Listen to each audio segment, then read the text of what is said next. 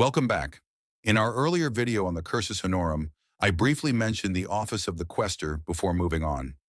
Now it's time to return and take a much closer look. You may already know that the questorship was the first major milestone in a young Roman's political career. It was especially significant because holding this office granted lifelong membership in the Senate. By the late Republic, becoming a questor, and thus a senator, was a realistic goal for many citizens. Each year, 20 questorships were available, meaning 20 new men entered the Senate annually. Any aristocrat who was wealthy, well-connected, or sufficiently popular had a reasonable chance of securing a seat. On occasion, even men from outside the traditional elite managed to join their ranks.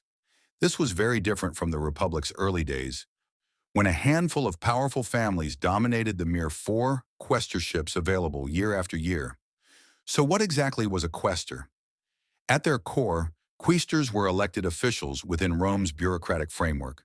They held no independent military authority and very limited political power. In a state that lacked a formal civil service, they effectively served as senior administrators. But what did that mean in practice? Of the 20 quaestors elected each year, the majority were assigned by the Senate to accompany provincial governors, acting as their deputies. Their duties included managing army supplies, collecting taxes, and overseeing recruitment, all while remaining subordinate to the governor. A governor could delegate military command or judicial power to his questor, but only under the governor's own authority and in his name. Though an elected magistrate commanded public respect, the office itself conferred very little independent power. If a governor wanted his questor to oversee the harvest, he could. If he wanted him to command a flank in battle, he could do that too. Serving as a provincial questor placed a young man firmly in a governor's inner circle, performing duties we'd now associate with a professional civil servant. Each year, however, a few questors were given different roles. 2 were retained in Rome and attached to the 2 serving consuls. This was certainly prestigious, but in practical terms, it might be compared to being named ambassador to a quiet ally. Honorable, but offering little chance to shape events. A questor in Rome could never truly act as a consul's deputy, not when dozens of experienced ex-commanders were competing for the consul's attention. To me, it doesn't sound like a particularly rewarding post. Finally, 4 questors were assigned a unique responsibility, managing Rome's treasury, including the physical gold reserves stored in the Temple of Saturn. These were the urban questors, required to stay in the city. Was this a prestigious job or a professional dead end? Sources are silent.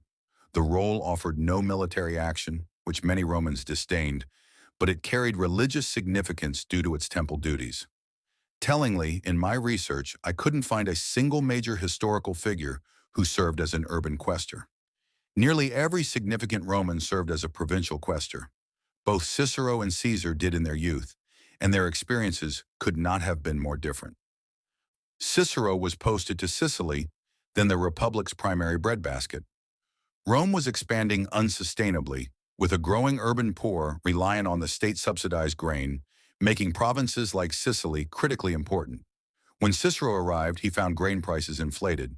He convened the local landowners, negotiated firmly, and secured grain for Rome at a reduced, standardized rate. He also cracked down on a common practice where local officials skimmed from shipments, cutting into landowners' profits. By ending this, Cicero built a reputation as an honest and fair administrator. He earned the lasting loyalty of Sicily's landowning class. For the rest of his career, wealthy Sicilians with Roman citizenship would travel to Rome to vote for him whenever he stood for election. Caesar, however, had a radically different experience. He was assigned to Hispania Ulterior, modern Spain, a recently conquered region of rugged, warlike tribes fiercely resisting Roman rule.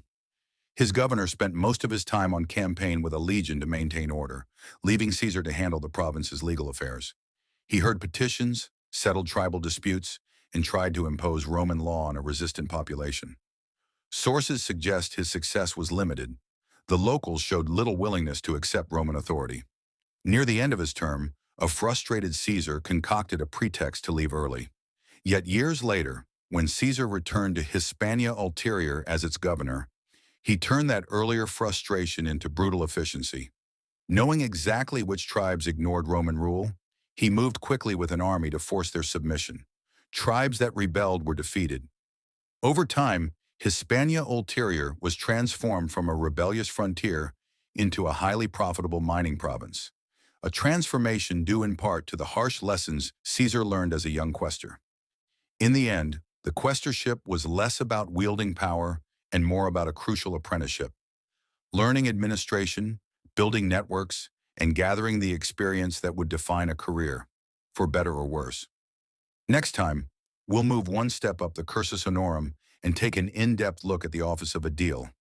Caesar, in particular, made quite a name for himself in that role, so there will be much more to say about him ahead. Thanks for watching.